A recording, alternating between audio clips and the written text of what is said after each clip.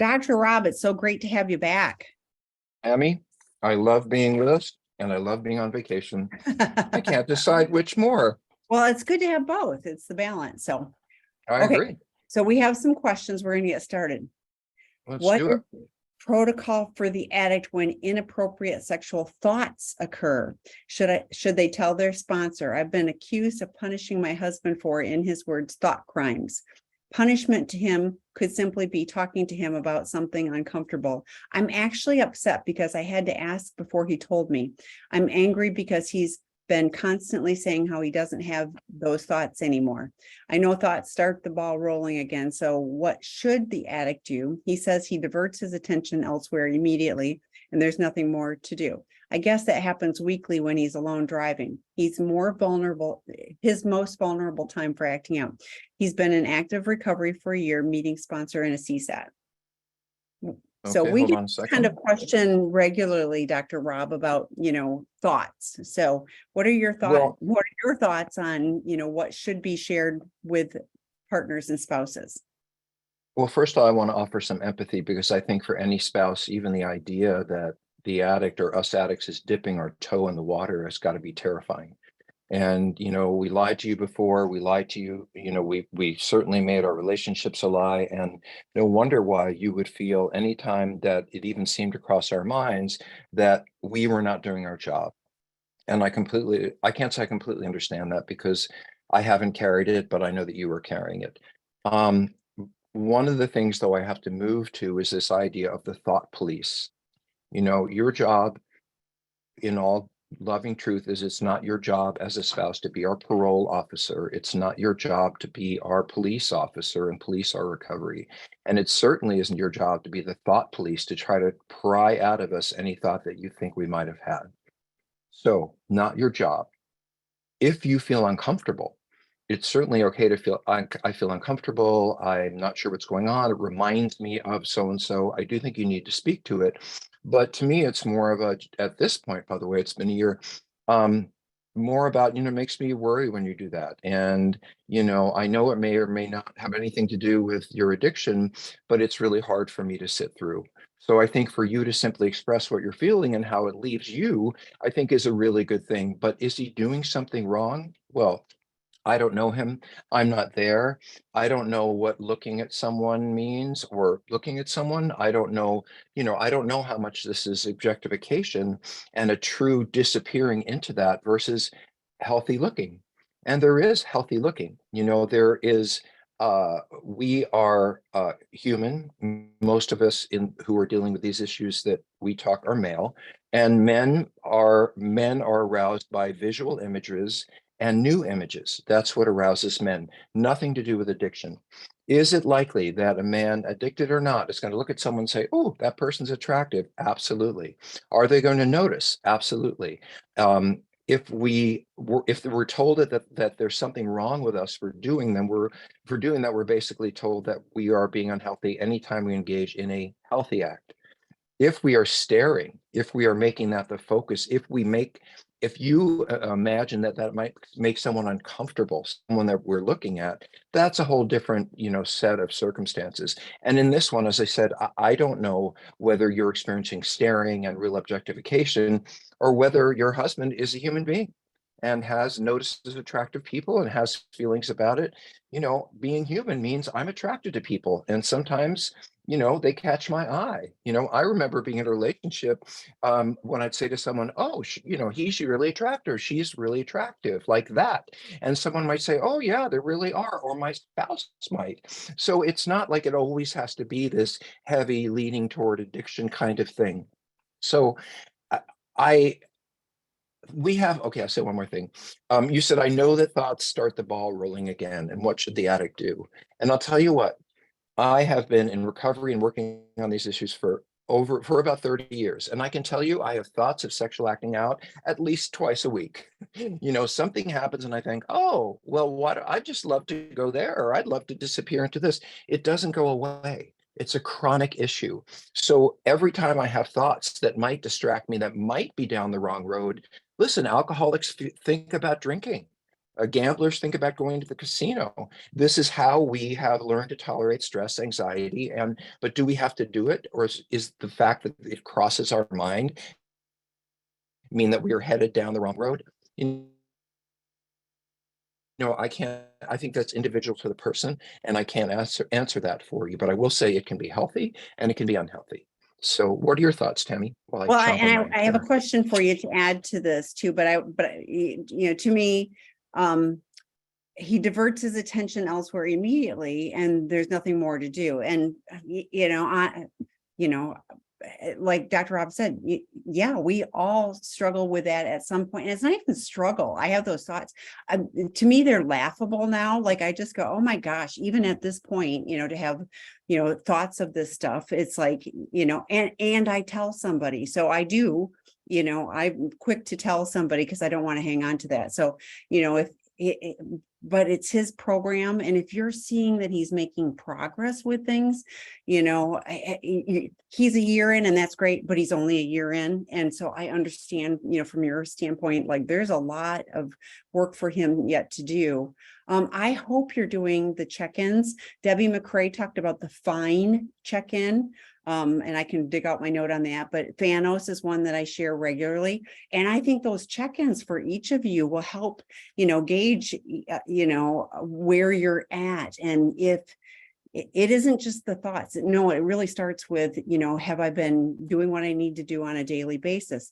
The HALTs, hungry, angry, lonely, tired, stressed. If I have less bandwidth, I have to be more on guard for things. So thoughts, honestly, I think, it's making sure that I've got myself ready. And then, if a thought happens, like I said, for me, it's laughable at this point. And I literally laugh and go, oh, I can't believe that, still at this point, we're not ever magically gone. But Dr. Rob, while you finish chewing, I have a question for you. Because like you talked about visual, but like what happens if somebody has the fantasy euphoric recall and so a spouse is now worried about, you're driving to work and you get in that zone of like just driving to work, and that was a vulnerable place. And so now you're going to thoughts that you've, from whatever porn you've watched or fantasy or whatever. What do you think about if that's part of the issue? Well, I think you ask the questions, you have to answer it. I think you have an answer to that. And then there's something else that I wanted to say about the honesty issue.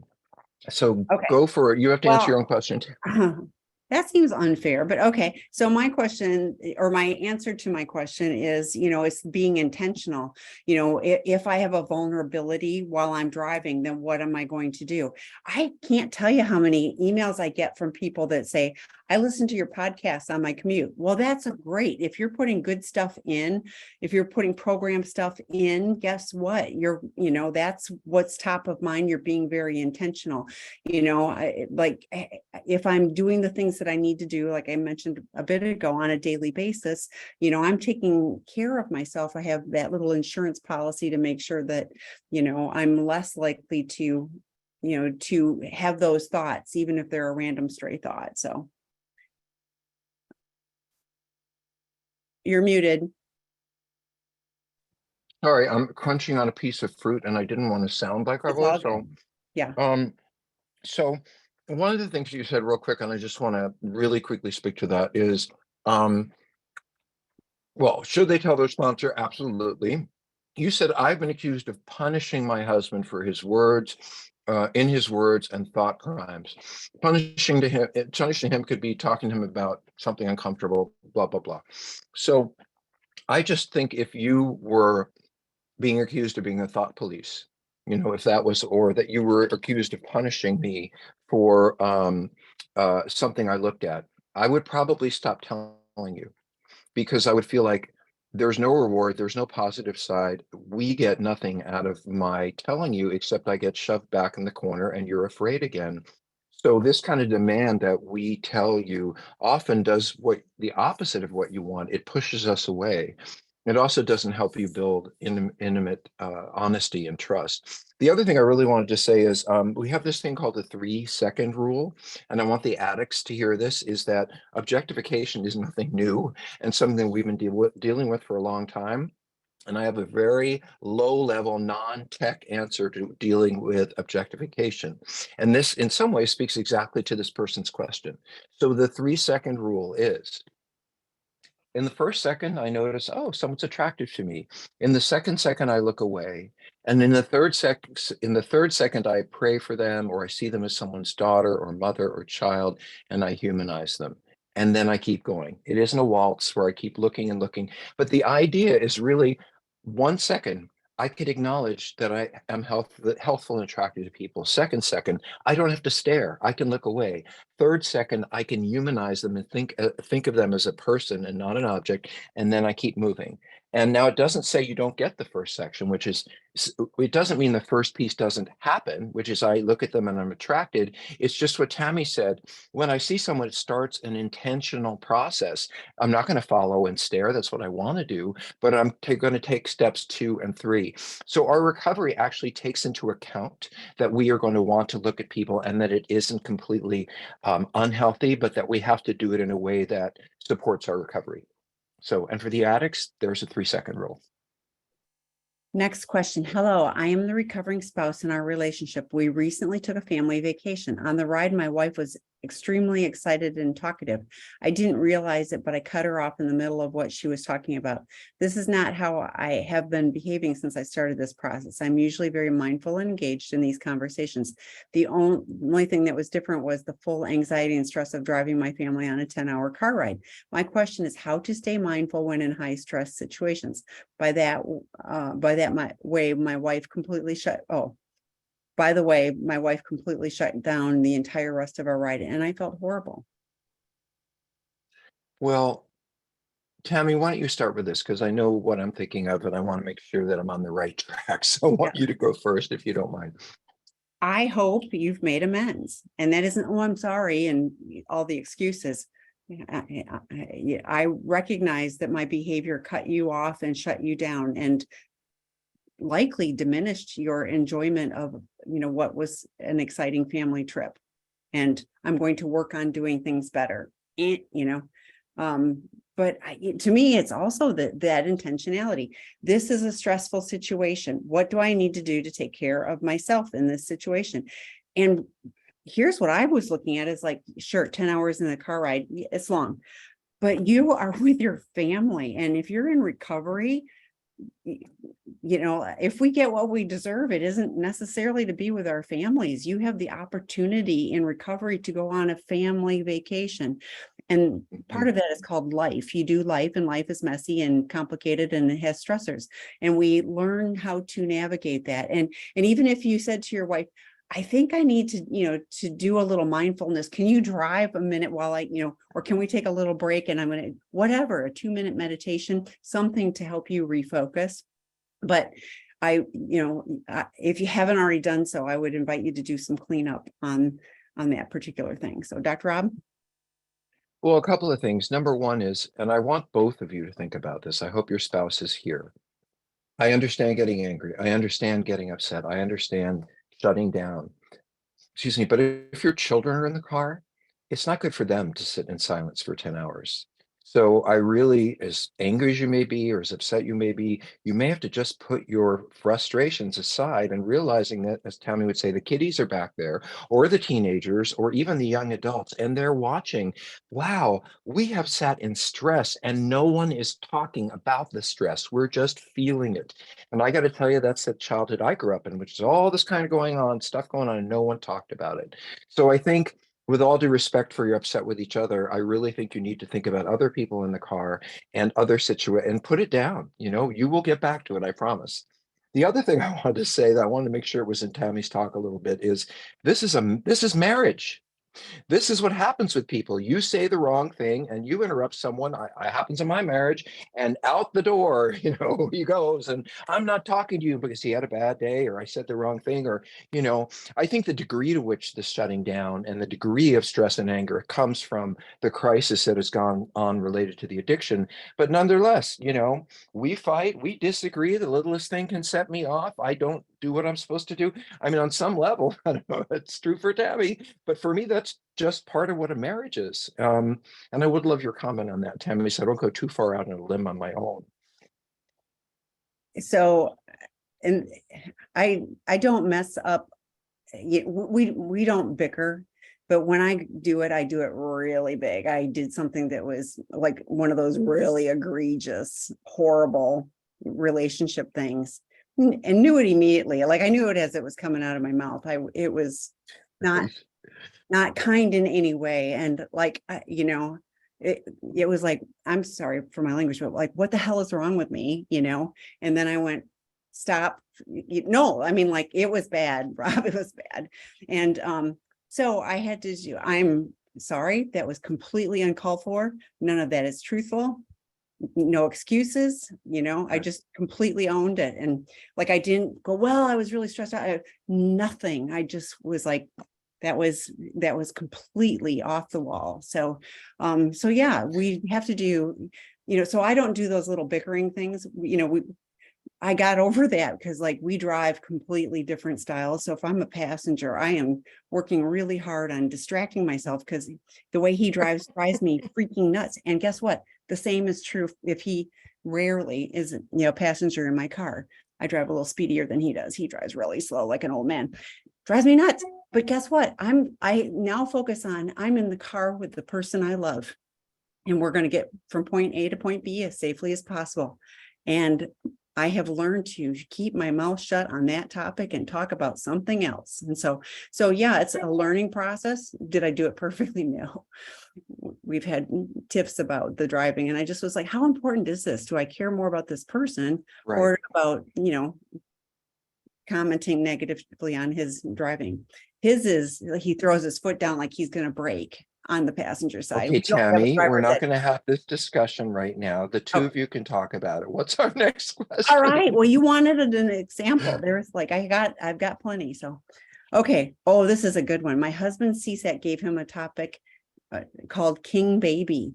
Are you familiar? Yes, I have used that with a number of people. Can you elaborate if so? Well, I used this with a client the other day, and what it means is very simply the person who believes they rule the world and they're the smartest, the person who gets the most perks and can have everything and deserves, real narcissistic. On the other hand, they're really a little child who's kind of going like this, and I want, and I want, and I want. So while they appear like this adult who is often being arrogant, what's going on underneath is they're just having a tantrum, or they're just like a 4-year-old saying, where is my dinner? So when both come together in the same person, it's a problem because the little kid runs wild, and that's what the adult is acting out. So anyway, that's a complicated thing, complicated way of saying the emperor is wearing no clothes.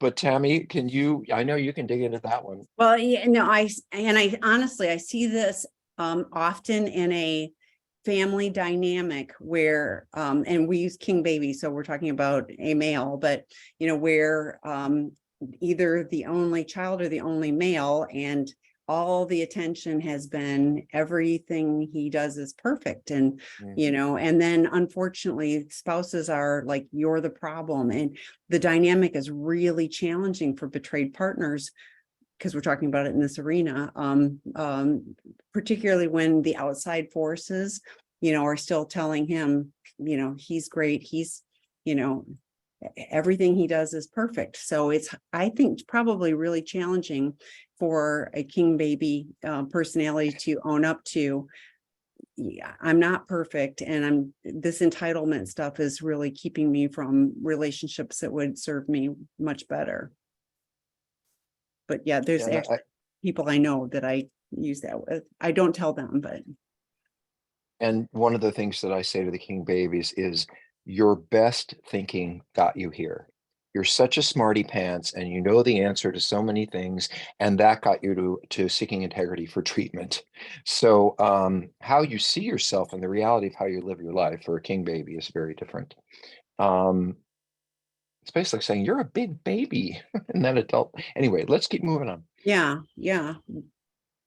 Addict, D-Day 4 months ago, my betrayed wife is carrying our third child. In addition to betrayal trauma, she's now dealing with the stress of pregnancy.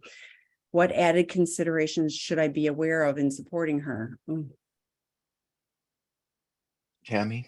Oh, What are your man, words? I'm sorry. This is so hard. I unfortunately have been doing some support sessions recently with people who are pregnant or have given birth in the not too long ago time frame. And hormones are like hormones and taking care of your body and your baby, that's enough. And so to have the betrayal on top of that. So I'm thinking, okay, so the partner has 3 kiddos or two and one in the nest, and then and had this trauma. So um make sure you're working with, I mean, you had discovery, but formal therapeutic disclosure, I mean, lots of therapists don't recommend that during a pregnancy, depending on, unless there's some emergency thing, obviously STD test for her, but usually that's Certainly not in the first stuff. trimester.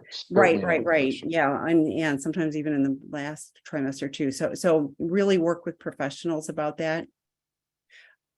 The thing I say to addicts all the time, work your recovery program, get the help that you need so that you can start showing up differently. You're very early in the process, but you can't do too much work right now on changing. Right.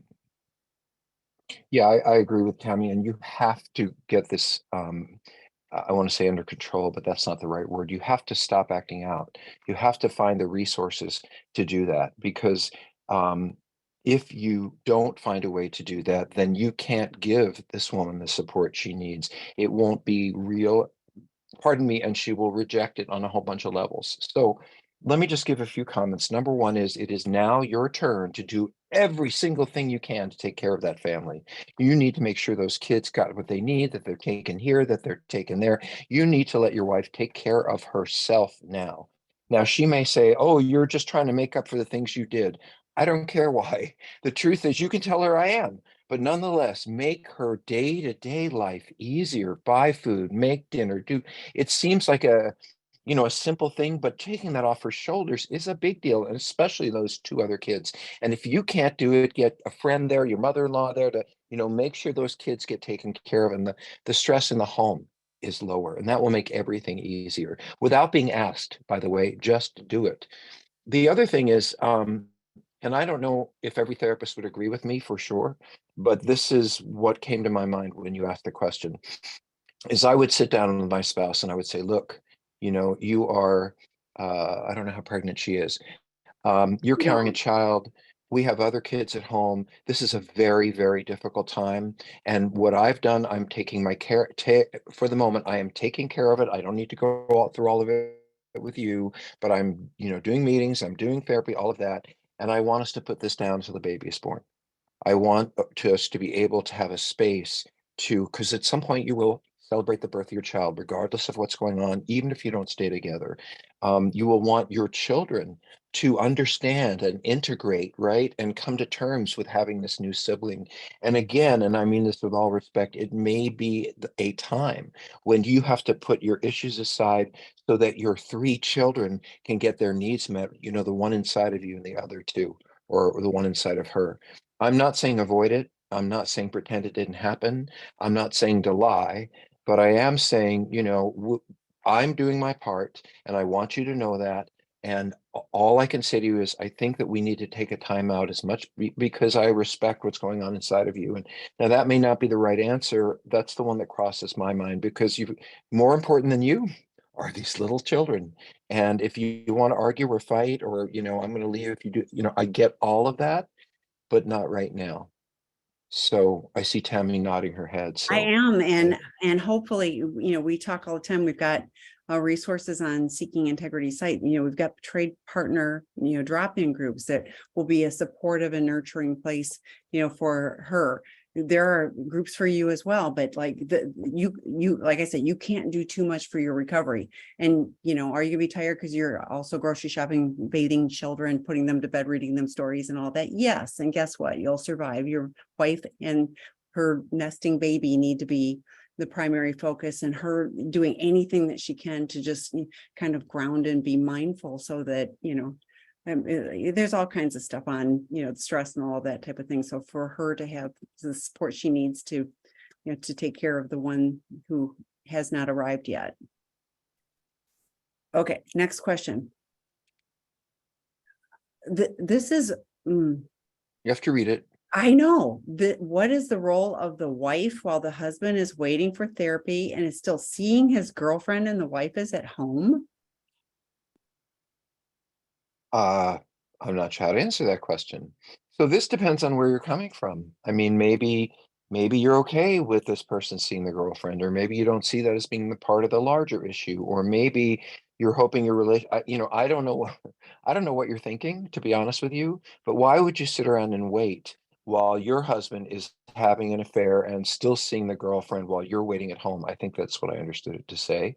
Is that correct? Yeah, but it I mean, looks the like this is role, from the addict. I mean, the name that came through looks like it's from the addict. Like, ah, I'm still seeing the girlfriend, but my wife is waiting right. at, Well, the role of your wife is to walk out on you and never speak to you again, to get a divorce lawyer, or to to keep lock the the house and doors, lock the doors. um, to do whatever she can do to help you understand that you've been keeping her alone for a very long time. And now you're going to literally you're going to be the one in the doghouse. And you know what's interesting? By the way, you may find yourself less interested in your affair once your spouse starts really taking care of themselves.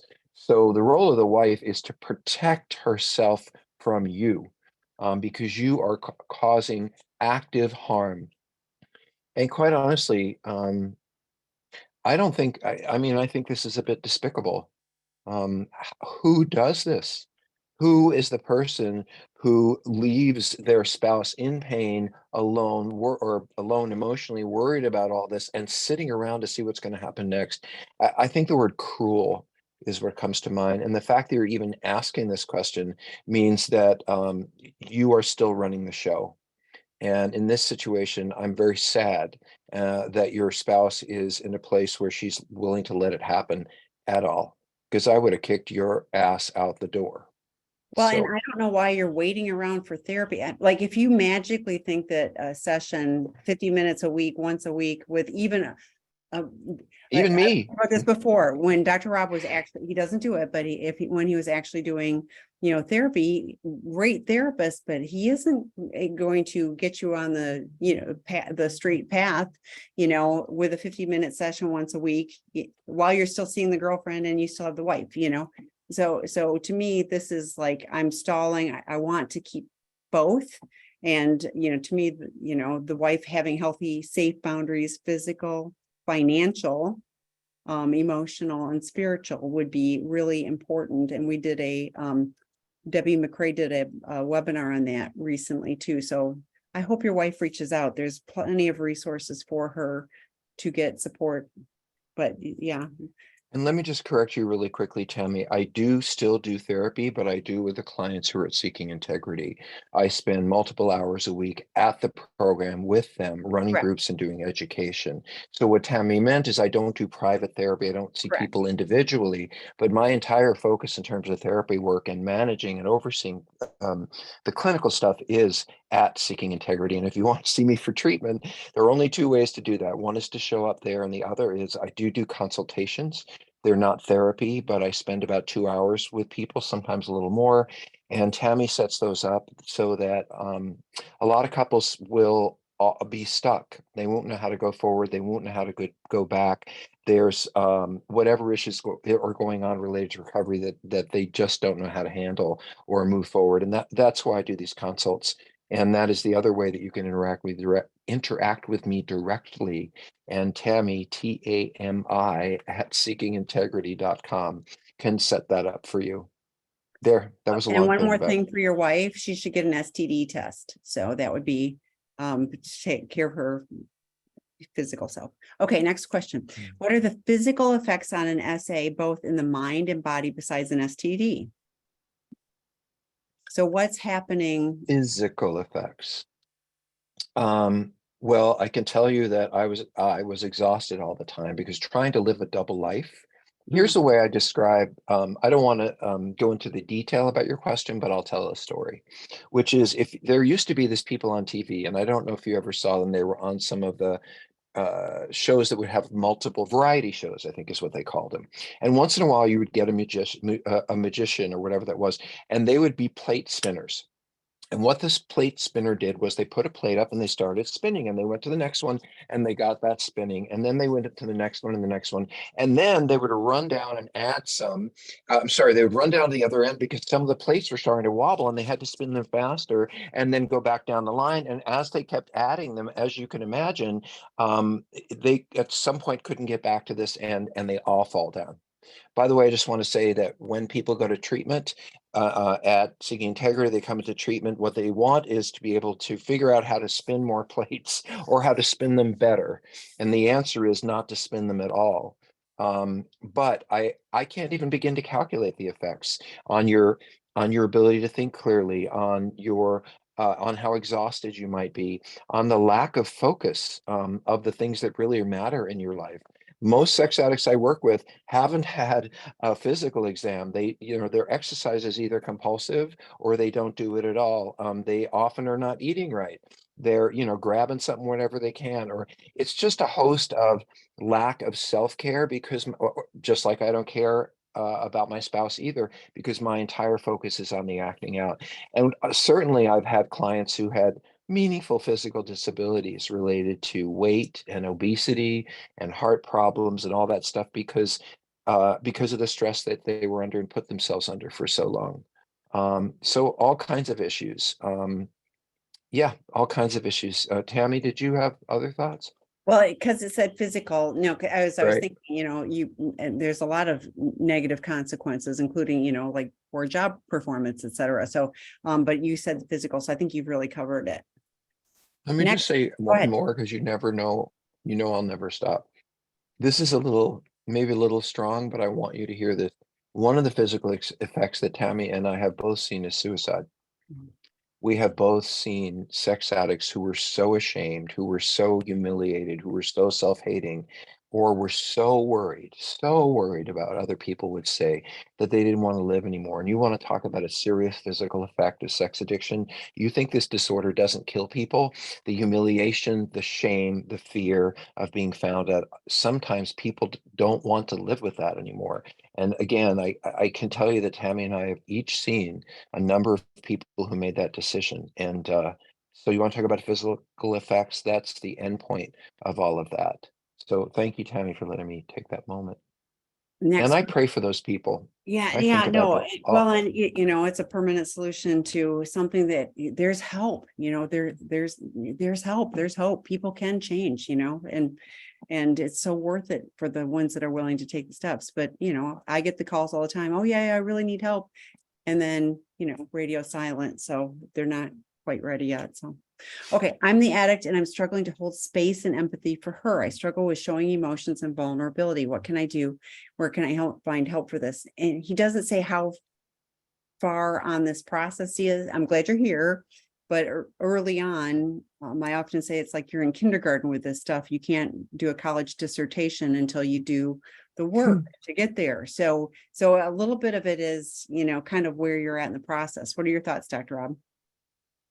well, I think and I'm going to go with this person's been working on this for a while and they have Okay. some sobriety because I have to build it from somewhere. And I think that every addict struggles with this. And the guys, I was doing a lecture for the guys today, and the guys at Seeking Integrity, we have a lot of folks in treatment right now. And, one of them was saying, how can I deal with this issue of being kinder, being more compassionate when they're angry at me all the time and they're hurt, and I just kind of want to run away. And the big question they were asking is, why is it that I can have all this intensity around the sexual behavior, but I keep myself distant from the intimacy and the vulnerability in my relationship? This is a typical issue for addicts. In fact, when I speak to spouses, one of the first things I say is not about sex. It's, have you experienced him or her as being emotionally distant, not available, non-intimate, not showing emotions, not being vulnerable? And believe it or not, those are often the bigger issues for spouses than it is empathy, compassion, emotions, and vulnerability. So I'll give you a simple answer. I wrote this book called Out of the Doghouse, a relationship saving guide for Men Caught Cheating. And that is my best-selling book out of 11.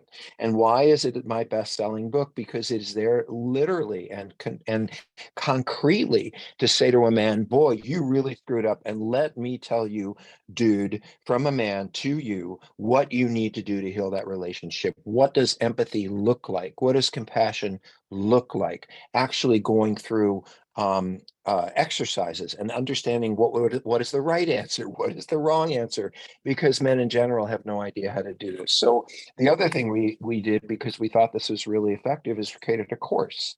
And the men go through 6 weeks of trying to understand their lack of compassion, their lack of empathy, their difficulty in showing their emotions and vulnerability. This is so much of a typical issue for sex addicts that we have a course. I wrote a book about it.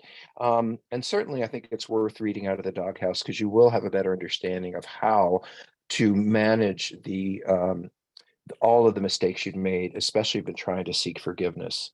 Um, I would also watch some videos by Brene Brown. You know, she is one of our leading experts in shame and vulnerability and being emotional.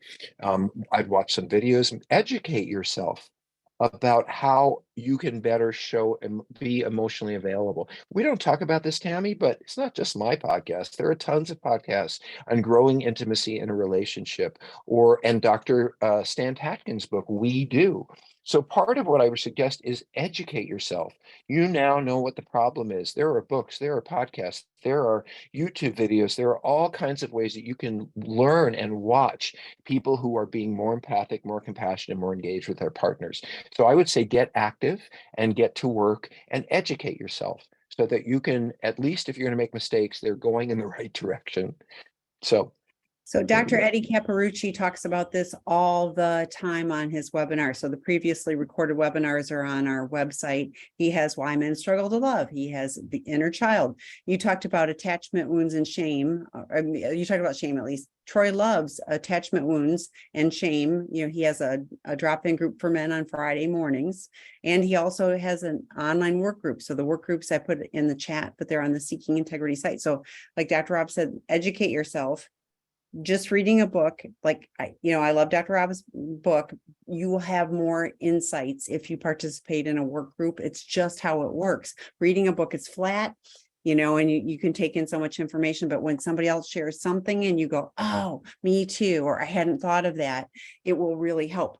And Dr. Rob talks about this often. The opposite of addiction is healthy attachment. We learn to connect with other people in a way that helps us, have support, but also grow. So all of those, I put the Seeking Integrity site information for the work group. So, okay, next question. When looking over and over and over, looking is followed by verbal abuse and neglect for spouse, is that okay? That would sound like active addiction, and it sounds like the partner really needs to work on healthy boundaries for physical safety, emotional safety, financial safety, and spiritual safety. So, Dr. Rob, you talk about this all the time, that abuse, physical violence, emotional abuse. verbal. Yeah, it's not okay. So, Well, we say safety first. And so my concern is about the health and well-being and emotional stability of that spouse. So I'm less interested. I kind of divide this into two pieces. I don't think that it's necessary to even figure out why is this happening, or what does it mean that it's happening, or what matters is that it is happening. And how are you, the spouse, protecting yourself? How are you getting other people around? Are you in therapy? Are you working on this? What support do you have? Are you going to the groups? And ultimately, you may not be able to keep someone in your house. You need, so the word boundaries, and I love this, we talk about this a lot, is not to get your husband or wife or whomever it is to change. You don't set a boundary that says, I'm not going to, you need to stop that, or that's not okay with me, or you don't set a boundary for someone else, you set it for yourself. I don't want to be in a situation like this. I am not going to, not be home when this is happening, or when I'm neglected, I'm going to call friends and go out, or whatever that is. You have to set your own boundaries about what you're willing to put up with and how you can be safe and protect yourself. And by the way, I'm glad you're here, because next time you come, or in some of the other support groups, I would want to talk about this, what this person is actually saying to you, how they neglect you, how they disappear. It's never okay. It's never okay. So their reasons for doing it are irrelevant. The fact that they're doing it means you need to set boundaries, because safety first. So then the next question, what if the husband, I'm assuming the addict, looks at the daughter-in-law and is aroused? Well, I don't have enough information to answer this question fully. In other words, how long are they looking and what way are they looking? What do you mean by aroused? Is it literal? Does that person hang out with her? Does he write her notes? Is he hanging? We had a gentleman doing this as his sister-in-law recently. He was hanging over her shoulder. He was talking to her. He was making his wife, very uncomfortable. So I don't know enough about I really don't know enough about this to answer the question. Because there are, again, what is aroused, what is look at, how old is the daughter-in-law? All those things really matter in terms of answering this question in the right way. I could give examples and samples, but I could be so far off that you'd be going the wrong way. So Tammy, if you want to refine this question, Well, Tammy, I could go let's just back. say if there is within a family, let's not even say daughter-in-law. Daughter-in-law applies over 18 and married to, son, let's Right. presume. So within the family, but so let's say if there's a family, and we hear unfortunately of, people having sex with, and I didn't say he's having sex, but having sex with family members, and then the betrayal, is extra. But to me, if I was the daughter-in-law, if I was the son or the daughter-in-law, I would want to protect myself. And, so I'm a little concerned. I don't know also what arousal is. I sure wouldn't want, pictures of me and that person's, phone or whatever to ruminate on. I know, creepy, huh? So. Well, a lot of what we see and heal, unfortunately, is very uncomfortable. I guess my other question for this, and it strikes me strongly, is how do you know? How do you know? Did it come from the daughter-in-law? Is it something you observed? Oh, that's a Is it good. something you heard? Because that matters a lot. If and as I said, we may notice someone and find them attractive, but aroused. And is it something that you could actually see, or that your daughter-in-law came to you or someone and said, "I'm uncomfortable"? And so my question is, how did you know? Because that in itself tells me that something is not right. I just don't know where that's coming from.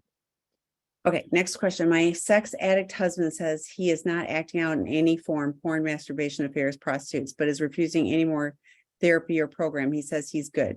He has acted out because of resentment to me and his professional hockey career. Is he really good? No, he's not. And he didn't act out because of resentment or his professional career. He acted out because he's an addict. Well, we act out because we want to. Yeah. We act out because we're unable to not act out until we start to get support. But spouses, it is never, ever, ever your fault. There's nothing that you can say or do in the past or the present or in the future that can make us act out. And I give this example all the time, but if you're an alcoholic and your life is miserable and your spouse is, being awful to you and there's no money, and, you can go do something to take care of yourself and make things better, or you could go for a walk, or you could see an attorney, or financial. In other words, there's so many choices that I can make in an unhappy circumstance other than go act out. And that's what tells me is that the acting out is my choice. The drinking is my choice, because there are a lot of decisions a miserable person can do. He doesn't like your marriage, he can divorce you. But the response to "I'm not happy because you hurt my feelings, and so I'm going to go have sex with someone else" is not the right answer. The other, part of the other thing I want to say, and I want to leave the rest to you, is if I refuse the things that I know are good for me and that I need to do, it isn't just about me feeling like I'm good. It's also about you. How is your husband letting you feel safe, like this problem is being worked on. You know enough in just being here that this is a chronic, long-term emotional and mental health problem that is not going away, that it can be put in remission, which is what we do with our meetings and our therapy and our work, but it could come back if that person isn't. I mean, this is why we say one day at a time. This is why we say we're powerless over this. And we need help, is because it may come back in various forms, and we need to be aware of that, that it may come back, and we have a community around us. As Tammy's heard me say before, if I have a client leaving seeking integrity and leaving treatment and is saying, oh my God, I did great and I learned so much, and now I know I'm not going to do this anymore, hurt my family, I worry about that person because they're so assured that they've got it together. And that's not it. You know, if you're an addict and you've been active for a long time, it's de facto, it's obvious you don't have it together. So there is no fixing it. And he's not good. What he is lying. And I don't know whether he's acting out or not, but I do know that he's not doing anything that would leave you feeling safer and you more supported. If you have to ask this question of us, then I want to tell you that he's not doing what he should be doing, not only for himself, but for this relationship. I'm going to go back to healthy boundaries for you because he's blame shifting. He resents you. That's just blaming you. Like Dr. Rob says this all the time. There's nothing you did or didn't do that caused this. There's nothing you did or didn't do. So this is not about you. It's about him. He had choices. Now in active addiction, we don't have enough information to do things differently. Just not acting out is abstinence. So he may not be acting out right at this moment, but he's not good. So what do you need to do to take care of you so that, that when he does again, you've got the support that you need. And in the 12-step big books, it talks about resentment is the number one. It's the number one reason we relapse or act out. So working on the resentments is how we change. We also talk often that the why, like you gave a why. The why is mildly interesting and maybe part of, a career. We all have choices, and the resentment of you. So I don't buy either of those, with all due respect, but the why is mildly interesting, but it's how do we stop the problematic behavior and how do we show up differently and how do we be different people? And what plan do we have, so that we don't relapse? That's really, how we learn to do things differently. So. And I just want to add to that, that some of the clients that we have at Seeking Integrity, we recently had a reasonably well-known musician. We have gotten people who are often in positions where, and we've had a couple of basketball players, people who get a lot of attention, people who are out there traveling and all that, and they're in a position where a lot of people might say, ooh, you're powerful. Ooh, I want to be sexual with you. Ooh, throw themselves at people. That's just happens when you're on the road and you're a professional. So this would make me feel even more concerned, because watching my professional athlete walk out the door and go to Des Moines or Ohio or New York, I wouldn't feel safe, because Lord knows what he or she is doing out there on the road. In other words, and I'll just say this to the addicts, there are two major things that leave us acting out. These are the big ones. One is unstructured time alone. It's a holiday weekend and my family's gone out of town and I've got the whole weekend to myself with no plans. That is the big warning sign that we are going to be in trouble. The other issue that comes up is the most concern is travel. We do not travel well. Again, we're alone. We feel like, well, I can do whatever I want and no one will know. We actually ignore and push away whatever feelings we might have about not being home and not in our regular daily schedule by going and acting out. So number one is unstructured time alone. But if I were you, I'd be very concerned about the fact that my spouse, who is now good and resents his career, is going out on the road, which almost all professional athletes do. Even when they're home, people are throwing themselves at them. So travel's a problem. Yeah, well, yeah. Without structure and in certain cultures like sports, music, other celebrity type, high profile, people. Yeah, it's kind of accepted that they do that, but just because other people are telling them that it's okay. If that's not a part of what you agreed to as part of your relationship, then, it's a betrayal of your relationship and your trust. So, okay. Full disclosure has not yet occurred. My partner has expressed numerous times that he is concerned he will not remember everything, and I will think he is holding back and not trust that finally, after 19 months, I will know everything about his acting out since we first dated 9 years ago. What are your thoughts about a betrayer's inability to remember the acting out occurrences? Well, I can't get past the 19-month I part. know. And so I thought maybe you could spend a little time with that, and then I could talk about the other part. So Dr. Rob has a peer case consultation group for professionals that do this work. Guess what the number one topic is?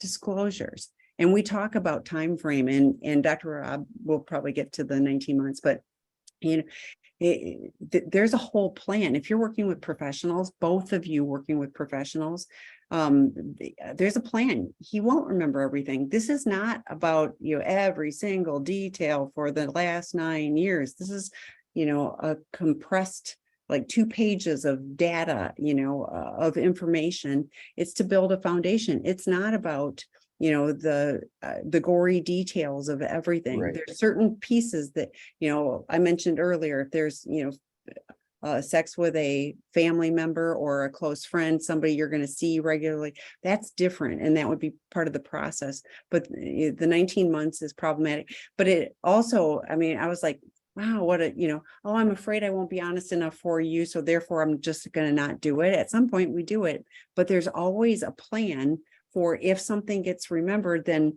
we have a plan that we go work with our professionals to. This is the plan, and so that's part of the disclosure process. No, he won't remember everything. That it's all compiled and compressed and compartmentalized, so it's not and that's not the point. That Right. on May 8th this happened, on May 2nd this. No, that's not it. So thoughts? Yeah, and I think every spouse wants to know every detail. And I completely understand that, because on some level it feels like, well, if I know everything, then at least I know how to move forward or not move forward. Or the question is, the problem is the more details you get, the more details you want. And the more painful, and the more you get into details, the more hard. If you want to love somebody and be with them, there are certain images and experiences about them you just don't want to have in your head. I know if I was doing a disclosure with someone, or if I were doing a disclosure, something that I might say to you is, for example, I've been seeing sex workers and going to massage parlors for the last 6 years. And I was going about 2 or 3 times a week. And the kind of sex we were having was both oral and intercourse. And I probably spent, $25,000 on doing this. Those would be the kinds of things that I would want you to hear. Maybe how often, how much, what kind, um, safety, those are the things. But I'm not going to say to you, well, on the first time and the second time, I'm not going to tell you it was 18 and not 20. I don't know. I don't remember. It's been over years. And one of the things that the person who's doing disclosure does with a CSAT or with a qualified professional is, I spend time with you, the addict, going through your history. We literally look at where you were living, where were you in school, where were your folks, what was going on with whatever, and then who and when and what you're being sexual with. So we can go across a whole timeline in treatment and have somebody really be able to list, these are the things I did, or this is what was going on, this is when it started, etc. But you're not going to know every single thing, because we don't remember every single thing. And that's unfortunately the nature of an addiction. If I asked Tammany, hi Tammany, if I said, Tammy, how much did you drink over the years, and or what kind of alcohol were you drinking on a regular basis that you remember, Tammy is not going to be able to tell me that.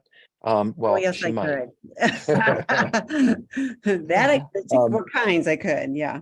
So the other piece I wanted to say to you is that 19 months. So I do a peer, what Tammy means by a peer consultation group is that I invite as many therapists who wish to, who were experienced in this work, to meet with me once a week for free. And I sit with those folks for a good hour and they ask questions of me just like you do. Only we can all see each other and we have relationships with each other and we're all therapists doing the same work. But I offer this to them because I've been doing this training for a very long time. And in as far as disclosure, as far as I'm concerned, 19 months is an incredibly difficult period of time for a spouse to go through. I don't think, and I would never encourage a therapist to let a spouse sit there for over a year with no information. So in my mind, as an outpatient therapist, within a good 6 weeks to 8 weeks, we had that list done. You were getting support. You knew what questions you wanted to ask, and we set a date so that when this was going to happen. And so those of you, with all due respect, who've been waiting, a year and a half, a year, 9 months, whatever, for disclosure, to me, that is unfair to you. And I would probably talk to the therapist about it, I guess is what I would say. Yes, I would too. Anything else, Tammy? Not on that, because we've got 4 more questions, but the next 2, Okay. I think we can get through. Betrayed spouse. Okay. I'm struggling to believe my SA husband could be or find me attractive or want to be with me, especially when he has been with so many people. How do partners overcome? Are SAs always attracted to their acting out partner? Well, I was just talking again, I was doing a lecture for the guys at Seeking Integrity, and this came up, which is the idea of willing, and this is the part that I want to mention, which is about willingness versus horniness. When I, as an active sex addict, am getting aroused sexually, I'm doing it by new images, by possibilities. Maybe they will, maybe they won't, flirting, losing myself in the porn for hours. All of that is incredibly emotionally exciting and physically exciting. Um, but when I'm with my spouse, I may have been with them 15 years. Getting to the point of being sexual with a long-term relationship where you come from inside of you to be interested in that is a very different place than you come from when you're having sex with a bunch of strangers. So what I tell the guys is that the healing is to move away from, I want to have sex with this is so hot and I can't wait. And the willingness is give your spouse a massage, comb their hair, take a shower with them, do things that you really enjoy physically. And oh, we got aroused, and oh, we had sex. And I can tell you, addicts have not had sex with someone you love. That is a very, very different experience than being with a stranger. I also wanted to say that, and the guys talked about this today, we struggle with intimacy on every level. We have been abused. We have issues with incest and emotional violation, and they're very early. There's a part of me that wants to run away when I start getting close to you. And this is why we live a double life, where we only get so close to you and then we kind of push all the rest of it away. Being vulnerable with you, being real with you, being emotionally intimate with you is difficult for us. And I could say the many reasons why, but that's more of a therapy issue. It is much easier for us to go through the excitement of having sex with a stranger rather than the fear that being with someone we love can bring up. I guess the best way I can say it is that no sex experience outside my relationship is going to hurt me. No sex worker, no porn, none of that is going to let me down. But you, my partner, you, the person I'm closest to in the world, you could hurt me. You could let me down. You could disappoint me. And maybe in some of the ways that resonate with my past. So in some ways, I want to keep you at a distance so that I can't get hurt again the way I did when I was young. And that sounds kind of therapy babble. But the truth is we might long to be close to you, but we don't let ourselves. So I want to quickly add, because I do want to get to the last question that we have, showing is nothing you did or didn't do caused this. I hear all the time that my affair partner was not as pretty, smart, funny as my wife. Sex addiction isn't about sex. It's got nothing to do with that. It's about escape. So I am so sorry. And I know this happens all the time, that his sexual acting out has caused you to feel less than in any way as a person, as a woman, as a sexual being. So I would encourage you to nurture your body, yourself, whatever will be healing for you, and understand that it's his addiction, it's his problematic things, but it's not you. This isn't, You know, there have been really beautiful, famous models that have had sex addict husbands. They've said it on the news. It's, you know, it's not them. It's about the person who's broken. In their brokenness, they've acted out sexually hurtful betrayal to you, but it isn't about you. Okay, last. Go And ahead. that doesn't mean we're not going to blame you. Oh, sure. If we don't want to push away the reality of what we're doing and push you off of your questioning all that, we're going to say things to you like, well, if you were more this, or if you were less that, or, you know, we lead you to doubt yourselves, which gives us permission to do what we want to do. So you may be hearing stuff like that, which is really abusive. So last question for tonight, and I apologize for the two. I would love to, they're great questions too. So this one asked earlier, I'm 67 years old and have been married for 38 years next week. And last night, my wife found a notebook where I said I've met the love of my life, who is 26 years old. What is my wife's role now? Wow. Tammy, can you, I don't even know where to, and first of all, I don't know if this is sex addiction or, you know, this could simply, this could be an affair, this could be cheating, this could be somebody who is, you know, kind of midlife crazy, even though, you know, even though 67 is not midlife crazy. But in any case, Tammy, I, can you comment on I this am before I so start? sorry for your wife. I am in pain over your wife right before your 38th anniversary, and you're screwing around with somebody who's young enough to be your granddaughter. Lovely. Yeah, I have deep and abiding pain for your wife. I really feel for her. To me, I'd be go see a divorce attorney, make sure you protect your assets, so that you can find another chapter in your life, you know, without this. That's just, and I'm like, seriously, I have a granddaughter who's, you know, close to that age, and I go, I would be mortified if she was hanging out with somebody old enough to be her grandfather. So, and it's not an ageist thing. It's just like there's nothing common. Well, So let like, me I have a say it. hard time with this one. I'm sorry. Well, that's okay. That's why I'm here. We can equally share in these challenges. But I want to say this to you with all honesty, to you, Mr. 67 years old. You're old. Okay. I am only a couple of years behind you. And I know that I am not in midlife. I am no longer older. I'm a senior.